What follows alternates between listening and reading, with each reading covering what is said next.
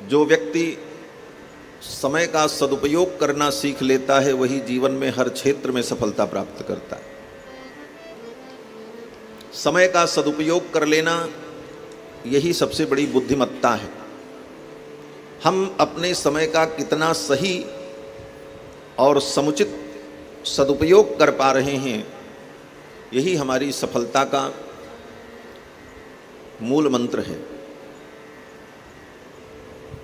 इसलिए 7 दिनों तक हम अपने समय को किस प्रकार सार्थक करें, श्रीधाम वृंदावन में रहकर समय से कथा श्रवण करें, समय से स्नान ध्यान पूजन, और यहाँ विराजमान जो ठाकुर के दिव्य स्वरूप हैं, श्री बांके बिहारी जी, राधा वल्लभ जी, श्री राधा रमण जी, इन भगवान के दिव्य श्री मंगल विग्रह का दर्शन और समय निकाल करके संतों महापुरुषों का दर्शन, वृंदावन की वीथियों में विचरण और भ्रमण, यही इस यात्रा का परम सौभाग्य और आनंद होगा। इसी उद्देश्य से हम लोग यहाँ आए हैं, केवल खा पी करके सोने के लिए नहीं आए हैं। व्यवस्था तो सबकी है, पुष्पराज गिरी जी ने खूब चकाचक पाइए, प्रसाद आनंद लीजिए, लेकिन इसके साथ साथ अपने उद्देश्य और लक्ष्य को भी हम ध्यान में रखें। और इस प्रयास हम सभी लोगों को करना चाहिए। करने कराने वाले तो सब भगवान हैं, करणम कारणम कर्ता विकर्ता गहनो गुहा। फिर भी हमारा दायित्व है कि हम सावधानियां बरतें और स्वयं की रक्षा का प्रयास भी करते रहें। जिस पवित्र हाल में हम लोग बैठकर होगला आश्रम के इस मंडप में विराजमान होकर के श्री भागवत जी की कथा श्रवण करने जा रहे हैं, कल रात्रि में मैं आया तो मैंने देखा हमारी श्री अयोध्या की महान विभूति परम श्रद्धेय पूज्य आचार्य जी का चित्रपट यहाँ लगा हुआ है। पूज्य महाराज श्री हमारी अयोध्या की महान विभूति आचार्य जी के नाम से हम सभी लोग आपको जानते हैं। अब तो महाराज श्री का भौतिक विग्रह नहीं है, लेकिन दिव्य रूप से उनकी वाणी, उनका ज्ञान, उनका प्रसाद आज भी अयोध्या में वक्ताओं के हृदय में, वहाँ के विद्वानों के हृदय में विराजमान है। पूज्य महाराज श्री ने अयोध्या में रहकर संतों को खूब वाल्मीकि रामायण, श्रीमद् भागवत महापुराण, श्रीमद् रामचरितमानस, विनय पत्रिका जैसे ग्रंथ का कालक्षेप प्रवचन सुना करके अयोध्या के भक्तों को खूब कृतार्थ किया है पूज्य महाराज श्री ने। वृंदावन धाम में भी आपने कई बार पूज्य महाराज श्री ने कथा सुनाई, संतों ने खूब आनंद लिया, बड़े प्रेमी, बड़ी ही रसपूर्ण कथा पूज्य महाराज श्री की होती थी। हम सभी लोग बचपन में महाराज श्री के चरणों में बैठ करके कथा का आनंद ग्रहण करते थे। उन्हीं महाराज जी की स्मृति में ये हाल बना हुआ है जिसमें बैठ करके हम सभी लोग इस कथा को श्रवण करने जा रहे हैं। आते ही महाराज श्री का दर्शन, उनके दिव्य मंगल विग्रह का दर्शन और उनका संस्मरण हुआ, यह हमारे पुण्य का संवर्धन करने वाला है। श्रीमद् भागवत महापुराण की पावन कथा हम सभी लोग 7 दिनों तक श्रवण करेंगे। जब भगवान श्री हरि की जीवों के ऊपर विशेष कृपा होती है तो जीव को सत्संग का सौभाग्य प्राप्त होता है। भगवान की जब विशेष कृपा होती है तो जीव को सत्संग का सौभाग्य प्राप्त होता है और सत्संग में आकर भगवान के स्वभाव को, भगवान के प्रभाव को हम सुनकर हम भगवान के शरणागत होकर अपने जीवन को धन्य बनाते हैं। कथा में हम लीलाओं को श्रवण करते हैं, भगवान की दिव्य दिव्य लीलाओं का आस्वादन करते हैं, लेकिन सूक्ष्म दृष्टि से विचार किया जाए तो भगवान की कथा में भगवान के स्वभाव और प्रभाव का ही हम लोग अनुभव करते हैं। भगवान का स्वभाव क्या है, भगवान का प्रभाव क्या है। स्वभाव जानना इसलिए आवश्यक है कि जिन परमात्मा की शरण में हम जाना चाहते हैं उनका स्वभाव अगर रूखा होगा तो शरण में जाने पर वो हमें त्याग देंगे, भगा देंगे।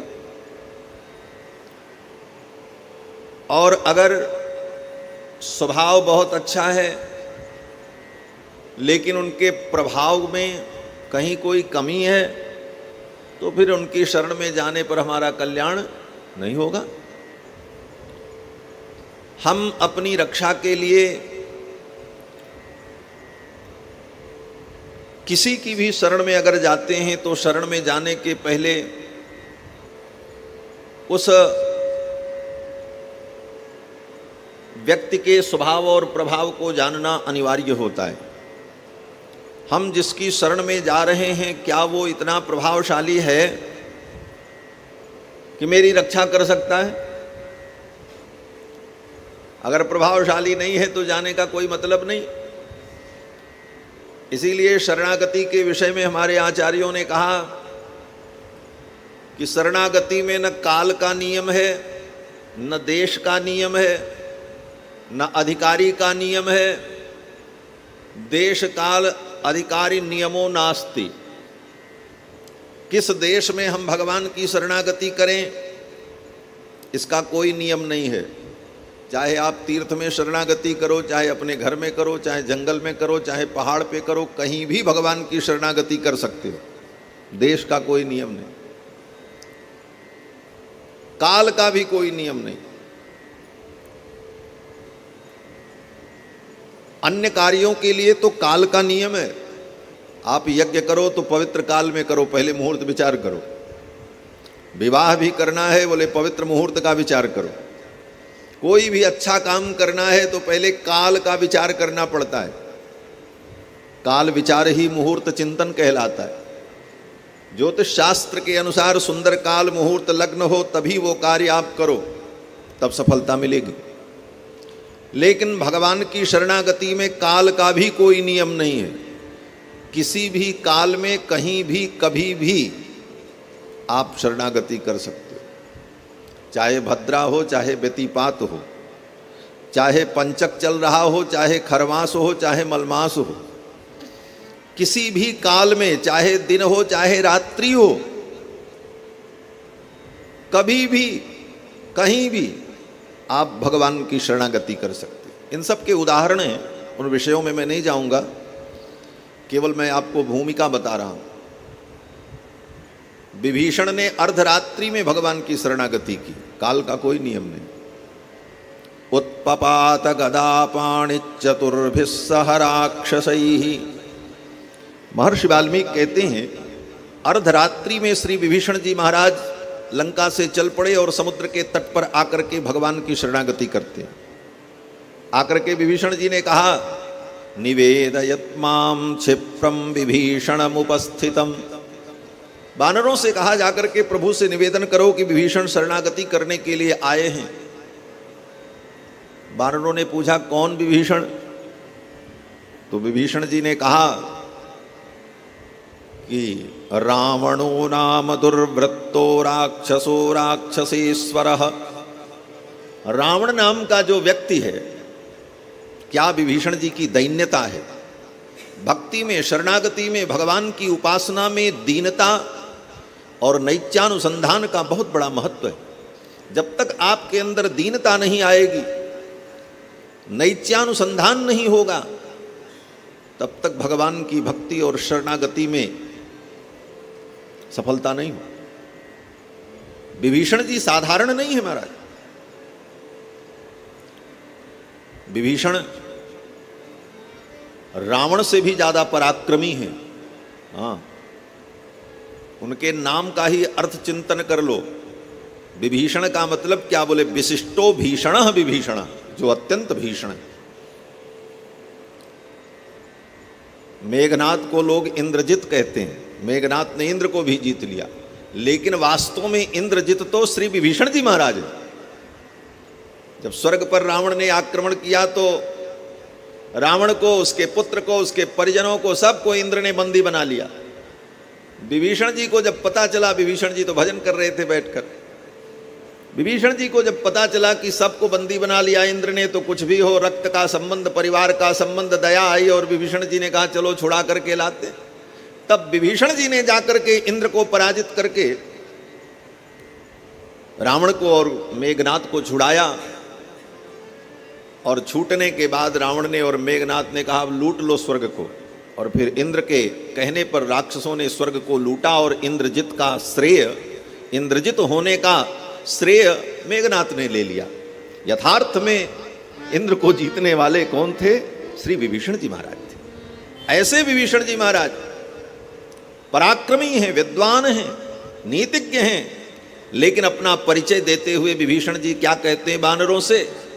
ये नहीं कहते मैं बहुत बड़ा विद्वान हूं, उत्तम कुल पुलस्त कर नाती, पुलस्त के वंश में उत्पन्न हूं, आचरण संपन्न हूं, ये सब नहीं कहा विभीषण जी ने। विभीषण जी ने कहा रावणो नाम दुर्वृत्तो, रावण नाम का जो व्यक्ति है अत्यंत दुर्वृत्त, जिसका चरित्र अत्यंत निंदनीय है, ऐसे रावण का मैं भाई हूं। रावणो नाम दुर्वृत्तो राक्षसो राक्षसेश्वरः तस्याहम अनुजो भ्राता विभीषण इति श्रुतः।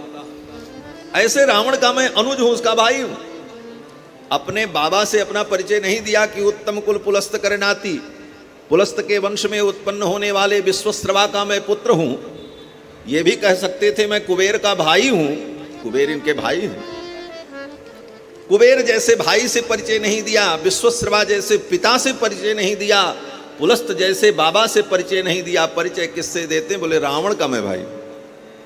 कहने का मतलब ये विभीषण जी की दैन्यता है, दीनता। अर्धरात्रि में विभीषण जी शरणागति करने जाते हैं, काल का कोई नियम नहीं है। बात यही चल रही थी। हम तो अयोध्यावासी है ना, इसलिए राम जी की बात आती तो राम ही कथा में बह जाते, दूसरी बात भी आ जाती, लेकिन सब अच्छी बातें हैं। ऐसा मत सोचना कि कोई फालतू फंड की बात हम बताएंगे। तो विभीषण जी महाराज अर्धरात्रि में भगवान की शरणागति करते। काल का कोई नियम नहीं,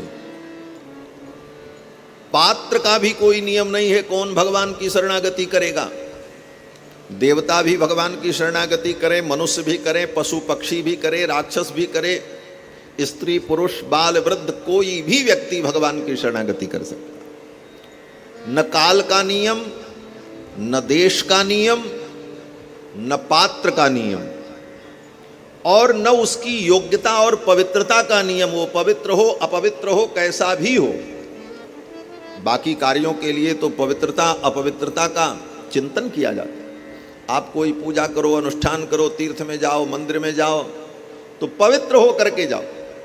लेकिन भगवान की शरणागति करने के लिए बोले यथावस्थित प्रकारेण अधिकारी भवति, वो जैसे है उसी प्रकार भगवान के शरणों में जाने का, उसी प्रकार वो भगवान के शरण में जाने का अधिकारी होता है, चाहे वो पवित्र हो चाहे अपवित्र हो।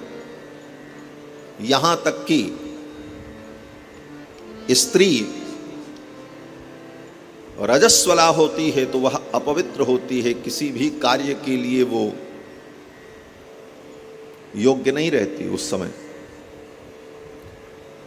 लेकिन भगवान की शरणागति के लिए अगर स्त्री रजस्वला भी हो तो उस स्थिति में भगवान की शरणागति कर सकती है। इसका उदाहरण बोले द्रौपदी रजस्वला थी, लेकिन उस दशा में भी संकट आने पर द्रौपदी ने भगवान की शरणागति की। दोनों हाथ ऊपर उठा दिया और भगवान की शरणागति करते हुए द्रौपदी ने कहा, गोविंद द्वारिकावासिन कृष्ण गोपी जनप्रियः कौरवैः परिभूतां मां किम न जानासि केशव। तो पवित्रता अपवित्रता का भी नियम नहीं, काल का नियम नहीं, देश का नियम नहीं, कौन व्यक्ति शरणागति करे इसका भी नियम नहीं। लेकिन एक नियम है। बोले क्या नियम? बोले विषय नियम एवास्ति। विषय नियम है। विषय मतलब किसकी शरणागति करें ये तय करना पड़ेगा। सबकी शरणागति नहीं कर सकते। शरणागति में विषय का नियम जरूर माना गया है, अर्थात हम किसकी शरणागति करें? अरे गहरे नथु खैरे पंच कल्याणी किसी की शरणागति कर लें? बोले किसी की शरणागति कर लोगे तो वो निष्फल हो जाएगी, व्यर्थ हो जाएगी, उसका कोई फल नहीं होगा। जो असमर्थ है, जिसके अंदर सामर्थ्य नहीं है, और अगर सामर्थ्य है तो सामर्थ्य के साथ साथ उसका स्वभाव सुंदर नहीं है, तो ऐसे व्यक्ति की भी अगर शरणागति करोगे तो शरणागति व्यर्थ हो जाए। इसलिए शरणागति में विषय के नियम पर आचार्यों ने विचार किया। और शरणागति का विषय कौन हो सकता है? बोले शरणागति के विषय एकमात्र भगवान हो सकते हैं और कोई नहीं हो सकता। क्यों? बोले भगवान का स्वभाव और प्रभाव दिव्य है। प्रभाव ऐसा दिव्य है कि उनके प्रभाव के सामने किसी का भी प्रभाव काम नहीं कर सकता। इंद्रो महेंद्रो सुरनायको वा शंभु पिनाकी त्रिपुरांतको वा, ये भगवान का प्रभाव है। लंका में हनुमान जी पहुंचे तो हनुमान जी ने कहा रावण से, भगवान की शरणागति कर लो, तेन मैत्री भवतु ते। जानकी जी ने भी कहा। हनुमान जी ने तो कहा कि देखो, अगर तुम भगवान की शरणागति नहीं करते हो तो जितने लोगों की तुम पहले शरणागति कर चुके हो, ब्रह्मादिक देवताओं की, वो सब तुम्हारी रक्षा नहीं कर पाएंगे, क्योंकि उनके अंदर सामर्थ्य नहीं है।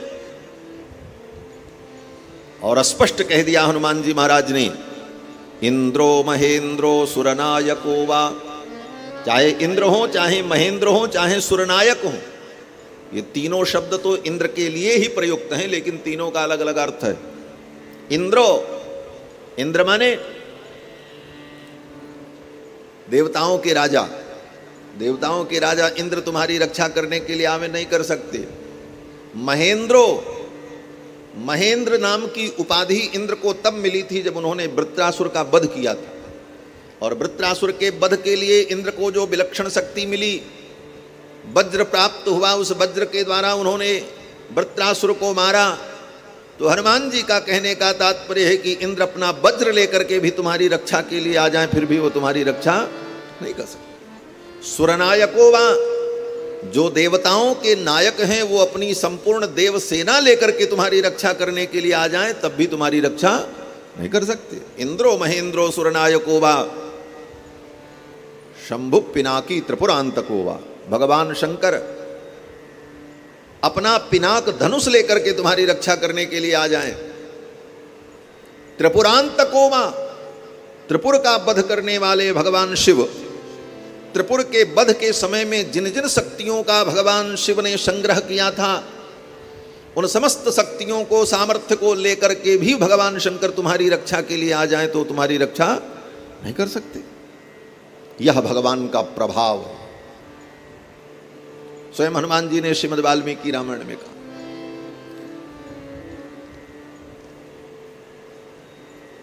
और स्वभाव, बोले भगवान का स्वभाव इतना मधुर है कि भगवान की शरण में पापी से पापी व्यक्ति चला आवे, कैसा भी व्यक्ति क्यों न हो, तो भगवान इतने दयालु हैं, इतने कृपालु हैं, उसके समस्त पापों को, उसके अपराध को भगवान भूल जाते हैं और उसकी शरणागति को स्वीकार कर लेते हैं। ये भगवान का स्वभाव है। तो स्वभाव और प्रभाव जो भगवान का है, इसी को समझने और जानने के लिए, अनुभव करने के लिए ही भगवान की कथा है।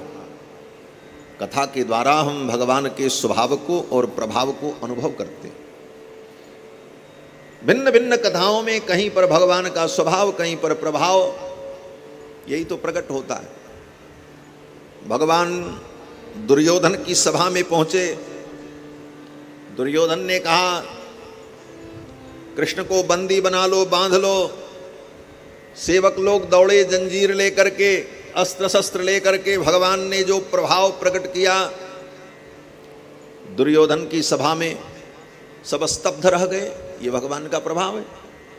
और उसी कथा के क्रम में विदुर जैसे भक्त के घर जाकर के भगवान ने केले का छिलका खाया। ये ठाकुर का स्वभाव है,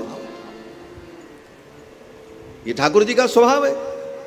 कितने सरल हैं, कितने कृपालु हैं कि दुर्योधन के मिष्ठान्न को, दुर्योधन के राजकीय सम्मान को त्याग करके विदुर के घर जाकर के भगवान ने केले के छिलके खाए। दुर्योधन ने प्रश्न भी किया भगवान से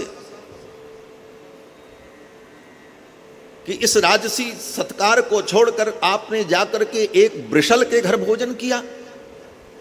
दुर्योधन ने भगवान से पूछा कि कृतम वृषल भोजनम। विदुर जी तो दासी पुत्र हैं और एक दासी पुत्र के घर जाकर के आपने एक वृषल के हाथ का भोजन ग्रहण किया। भीष्म द्रोणावतिक्रम्य माम चैव मधुसूदन। हे मधुसूदन, भीष्म जैसे धर्मात्मा तुम्हारे आतिथ्य के लिए यहां खड़े थे। द्रोणाचार्य जैसे महर्षि आचार्य प्रतीक्षा कर रहे थे कृष्ण आएंगे। मुझ जैसे राजा को, मैं आपकी प्रतीक्षा में खड़ा था, इतनी तैयारी करके मैं बैठा था। भीष्म द्रोणावतिक्रम्य माम चैव मधुसूदन, ऐसे महापुरुषों का अतिक्रमण करके आपने एक वृषल के घर जाकर के भोजन किया। कृतम वृषल भोजनम। भगवान मुस्कुराने लगे। भगवान ने कहा, दुर्योधन तुम्हारी सब बातें ठीक हैं, लेकिन भोजन करने का भी एक नियम होता है। कहाँ भोजन किया जाता है और कैसे किया जाता है, तो क्या नियम है? भगवान ने कहा, दुर्योधन भोजन करने की केवल दो परिस्थितियां होती हैं। दो परिस्थितियां क्या होती हैं? बोले, या तो व्यक्ति किसी से प्रीति करता है तो उसकी प्रीति के परवश होकर के उसके यहां भोजन करता है, पहली परिस्थिति। संप्रीत्य भोज्यम अन्नानि, संप्रीत्य भोज्यम अन्नानि, जहां पर हमारी प्रीति होती है वहां पर हम भोजन करते हैं। पहला कारण, भाई हमारा आपसे प्रेम है तो आपने कहा भोजन करो, तो आपके प्रेम में हमने आपके यहां खा लिया। पहला कारण ये होता है। और दूसरा कारण, आपत्ति आने पर व्यक्ति कहीं भोजन करता है। हमको भूख लगी है, हम भूख से व्याकुल हैं और कहीं हमें भोजन नहीं मिल रहा है, ऐसी आपत्ति विपत्ति में हम कहीं भी किसी के यहां भोजन कर लेते हैं। दो परिस्थितियां होती हैं, तीसरी कोई परिस्थिति नहीं होती भोजन करने की। या तो व्यक्ति आपत्ति में कहीं भोजन करता है या तो प्रीति में भोजन करता है। दो ही परिस्थितियां होती हैं। भगवान ने दुर्योधन से कहा, दुर्योधन, ये तो हम दुर्योधन कह रहे हैं, भगवान ने कभी दुर्योधन को दुर्योधन नहीं कहा, सुयोधन ही कहा। सुयोधन ही कहते। भगवान ने कहा, सुयोधन, ये दोनों परिस्थितियां हमारे और तुम्हारे बीच में लागू नहीं होती। न च संप्रीयसे राजन, तुम राजा हो अच्छी बात है, लेकिन तुम्हारी हमसे कोई प्रीति नहीं है। तुमने प्रीति पूर्वक मुझे निमंत्रण नहीं दिया, तुमने नीति पूर्वक मुझे निमंत्रण दिया। और उस नीति में राजनीति थी।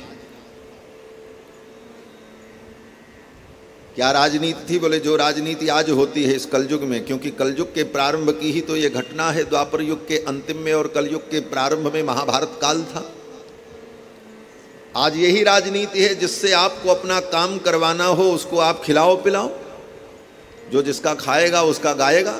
आज भी परंपरा, आज बड़े से बड़े काम जो है खिला करके और दे ले करके हो जाते हैं। यही कलयुग का स्वरूप है। और इसकी भूमिका द्वापर में ही दुर्योधन ने रची, लेकिन भगवान के सामने उसकी क्या चलेगी।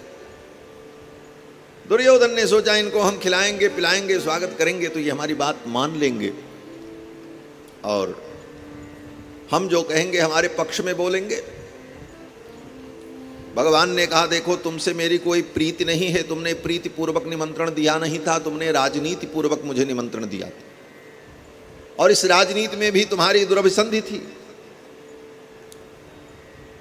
और दूसरी परिस्थिति जो होती है, विपत्ति में व्यक्ति भोजन करता है। तो भगवान गोविंद ने कहा, मेरे ऊपर कोई विपत्ति नहीं है, मैं कोई भूखा नहीं मर रहा हूं, कोई दरिद्र नहीं हूं कि तुम्हारे दरवाजे भोजन करने के लिए आ जाऊं। नैवापदगता वयम, भगवान कहते हैं मेरे ऊपर कोई आपत्ति विपत्ति तो आई नहीं थी कि मैं तुम्हारे यहां आ जाऊं खाने के लिए। न तुमने प्रीति पूर्वक निमंत्रण दिया, न मेरे ऊपर विपत्ति थी, इसलिए दोनों परिस्थितियां लागू नहीं होती, इसलिए मैंने तुम्हारे यहां भोजन नहीं किया।